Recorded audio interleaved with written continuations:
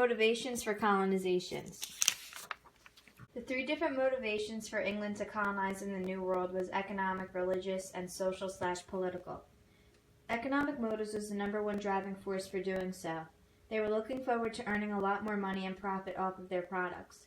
Many rich business owners wanted to invest their money. Joint stock companies which the stock is owned by two people, sold many shares and took a leap of faith in the people that were to found the colonies. England also had so many different products to sell and not enough places to do it. All of this new acquired land would allow them to do so. Religious motives is another reason as to why the English wanted to flee their mother country. In England, the people had to follow the religion that the king set. If they didn't do so and got caught, they would be persecuted.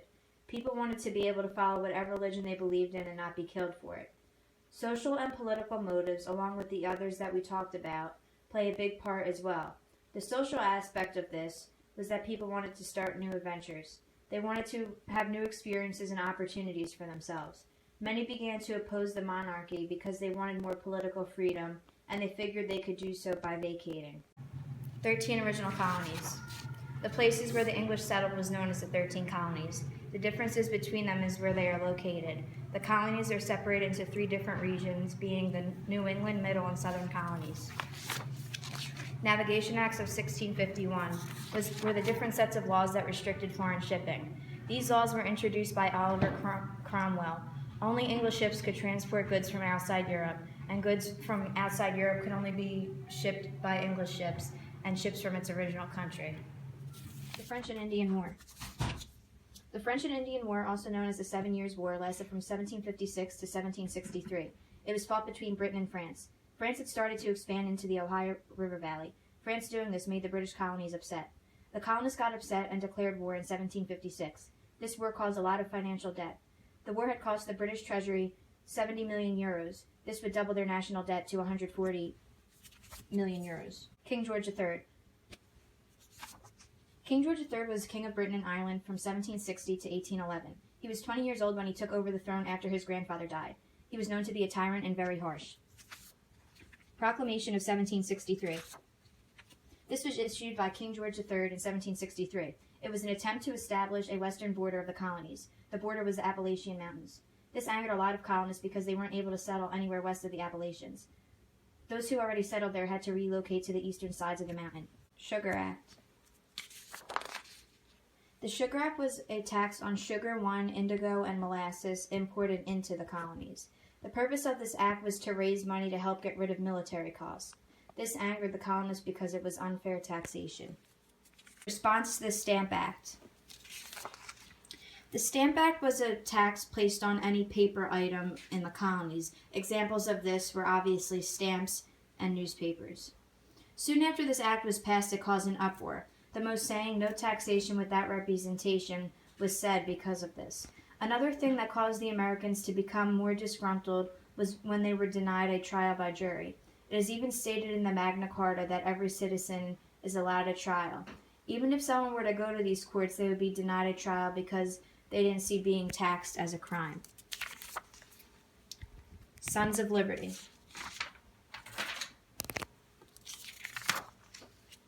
The Sons of Liberty was a secret organization formed in Boston by Samuel Adams and John Hancock in 1765.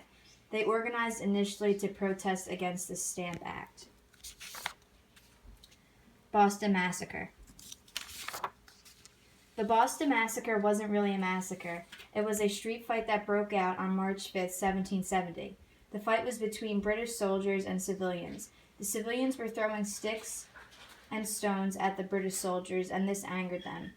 Because of this, it led to several civilians being killed. The Tea Act. The Tea Act was an act placed on the colonists. This act meant that colonists couldn't buy tea unless it came from the British. The Boston Tea Party. The Boston Tea Party was a protest led by the Sons of Liberty. It was a protest by colonists in Boston against the tea tax that had been imposed by the British government.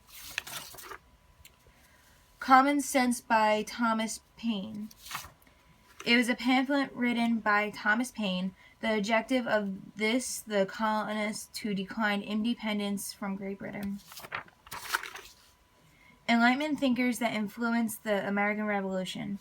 Although there were many different thinkers during the Enlightenment, the most important was John Locke, Thomas Paine, Montesquieu, and Ruskin.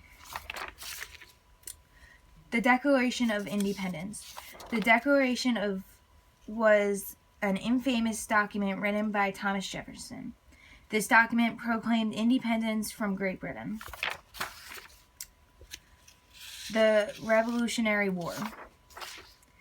Just like any war that has been fought, each side is equipped with soldiers and also has their strengths and weaknesses.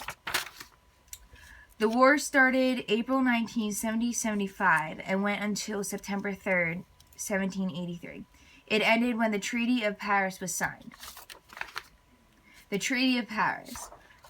As mentioned in the slide before, the Treaty of Paris is what finally ended the war between America and Britain. It was signed on September 3rd, 1783. Articles of Confederation. After America's newfound freedom, the Articles of Confederation was created. It was officially established the government of the Union. Constitution and why it was adopted. This made a stronger federal government. It also replaces the Article of Confederation on March 4th, 1789. Election of George Washington. He was elected in 1789. He was elected because the people thought he was such a great commander and that he showed all these great qualities, and because of those great qualities, he became the first president.